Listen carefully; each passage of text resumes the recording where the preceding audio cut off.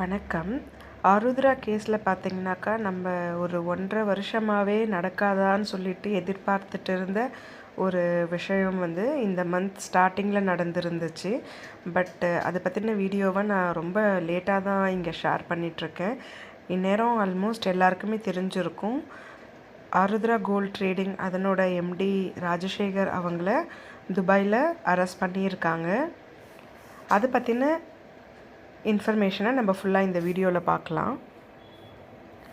Arudra gold நிறுவன மோசடி வழக்கில் முக்கிய குற்றவாளி ராஜசேகர் துபாயில் கைது செய்யப்பட்டுள்ளார்.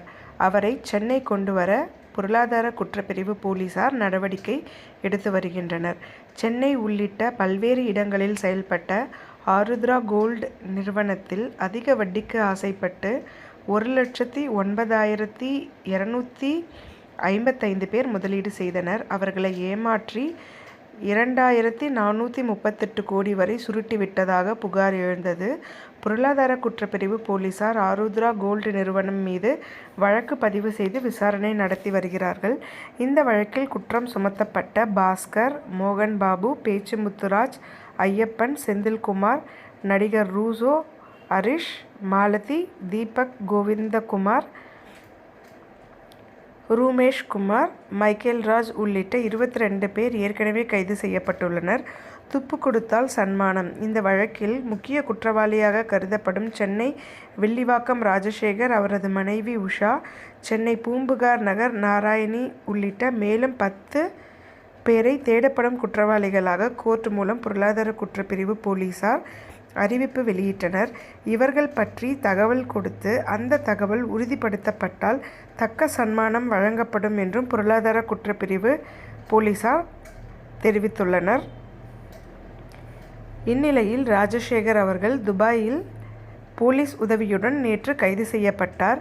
அவரை சென்னை கொண்டு வர ஏற்பாடு செய்து வருவதாக பொருளாதார குற்றப்பிரிவு போலீசார் அறிவிப்பு வெளியிட்டுள்ளனர்.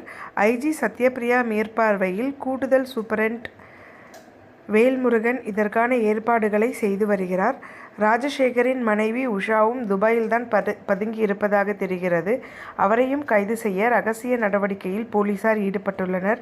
இதற்கிடையில் இந்த வழக்கில் குற்றம் சுமத்தப்பட்ட ஆர்.கே. சுரேஷை வரும் 12ஆம் தேதி டிசம்பர் மாதம் பொருளாதார குற்றப்பிரிவு போலீசார் முன்னிலையில் ஆஜராக வேண்டும் என்று சென்னை ஹைகோர்ட் உத்தரவிட்டுள்ளது.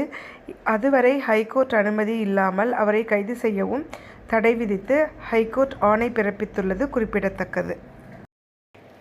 இந்த அரெஸ்ட் பார்த்திங்கனாக்கா ராஜசேகரோடது டிசம்பர் ஃபஸ்ட் வீக்கில் நடந்துச்சு. இப்போ ரீசண்டாக என்ன சொல்லியிருக்காங்கனாக்கா, ஆருத்ரா நிதி நிறுவன மோசடி வழக்கில் முக்கிய குற்றவாளியான ராஜசேகரை அழைத்து வர துபாய் செல்கிறது போலீஸ். இந்த வழக்கில் முக்கிய குற்றவாளியான ராஜசேகர் துபாயில் கைது செய்யப்பட்டு சிறையில் உள்ளார். துபாய் நீதிமன்ற அனுமதியுடன் சென்னைக்கு அழைத்து வர பொருளாதார குற்றப்பிரிவு போலீசார் துபாய் சென்றுள்ளனர் அப்படின்ற மாதிரி இப்போ ரீசண்டாக நியூஸில் வந்துச்சு. அவர் சென்னை வந்துட்டு அவர் என்ன வாக்குமூலம் கொடுக்க போகிறாங்க, அவர்கிட்டேருந்து ஏதாவது சொத்துக்கள் பறிமுதல் பண்ணுறாங்களா, நம்மளோட அமௌண்ட் ஃபுல்லாக கிடைக்குமா இல்லை பாதி தான் கிடைக்குமான்றது நமக்கு போக போக தெரியும். தேங்க்யூ.